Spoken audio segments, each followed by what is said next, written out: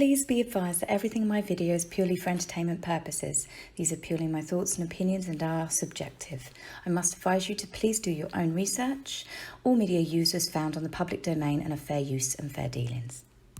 Hey guys, hope you're all doing well. This is just a recorded one because I'm not in my normal surroundings tonight, so I just thought I'd get a video out there anyway. The video is called No, No, No, and this is because, as it turns out, it's not just us saying no. No to the titles, no to Frogmore, no to taxpayer-funded protection. There are lots of people out there, and I'm going to go over it, that are quite clearly saying no when it comes to the Sussexes. First up, the Canadians have said no way Jose to them footing the ridiculous bill for protection. Justin Trudeau has been slapped down by not just the Canadian public, but also the finance minister, who has said discussions have not yet taken place. Justin seems to have backpedaled in several of his tweets, saying it is now open to discussion. So Canada might be willing to pay security costs when royal family members visit, but not to live there.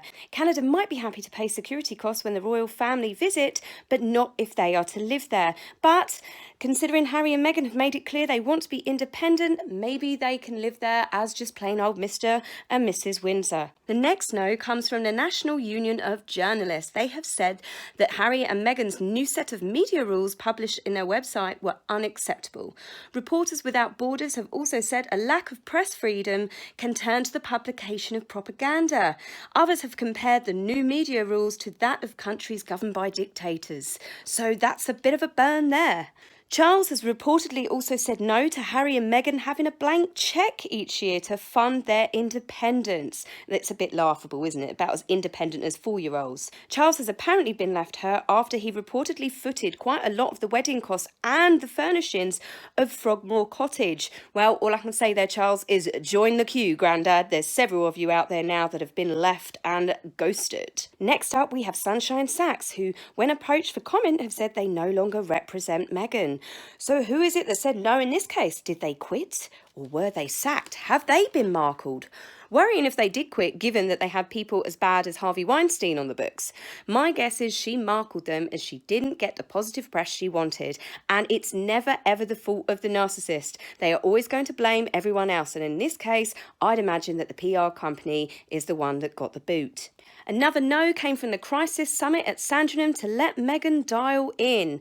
Meghan has said she and Harry decided to let him handle things.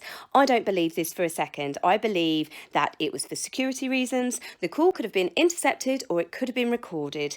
Not saying Meghan would ever do such a thing. The next no, I believe we can actually thank our very own Yankee, Wally and Tumblr for this one.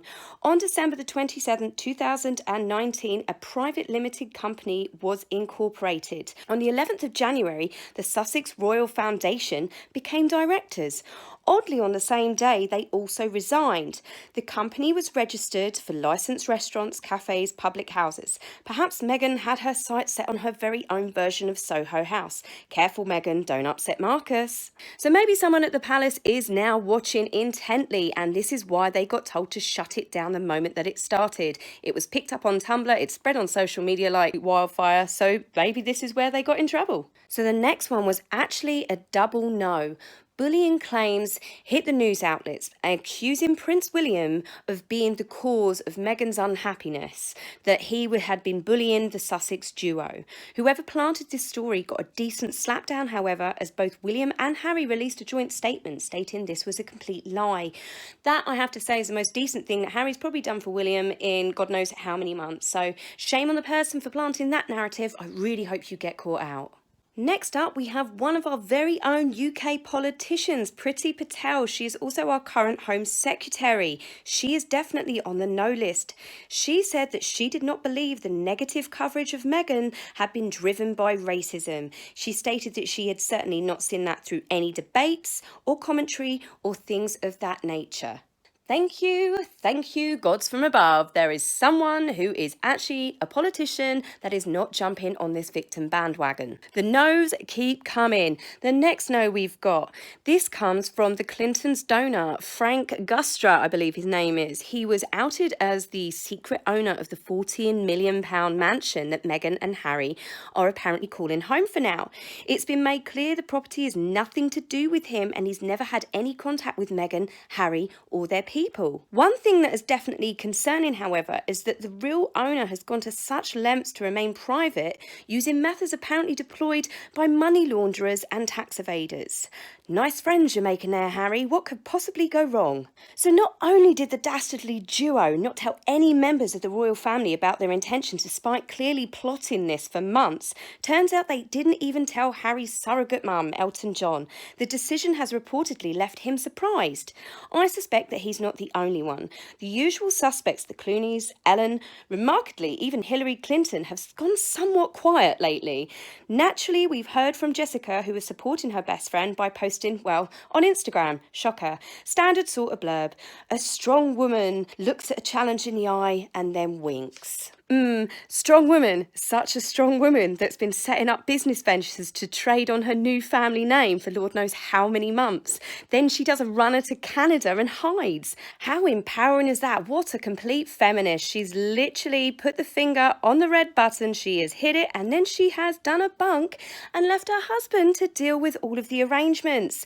Talk about an own goal for feminism. Basically create the mess, create the chaos. Oh, it's okay, I'll get my husband to deal with it all. Do you know, one of the people I'm genuinely surprised that we've not heard anything from since this has all gone off is Serena Williams.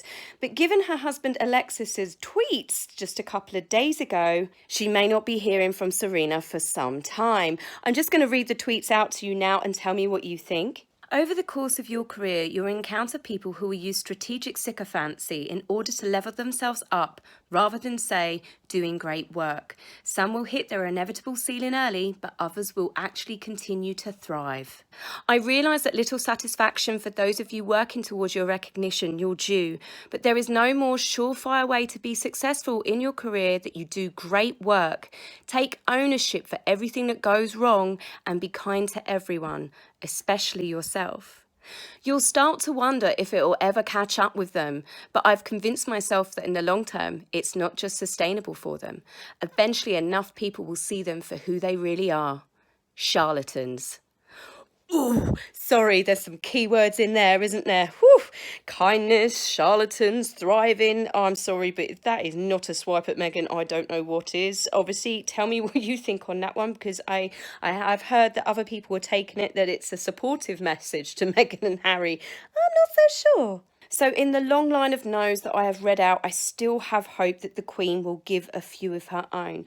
People have completely lost their minds since the announcement, but nothing has really been said other than she's sadly letting them go. She can't force them to stay. That's not fair on anyone. They want to go and be private citizens, and I say bon voyage, ciao. Good luck to them. I genuinely mean good luck to them. If they want to step down and walk away and be private citizens and make their own money, they deserve a little bit of recognition for that.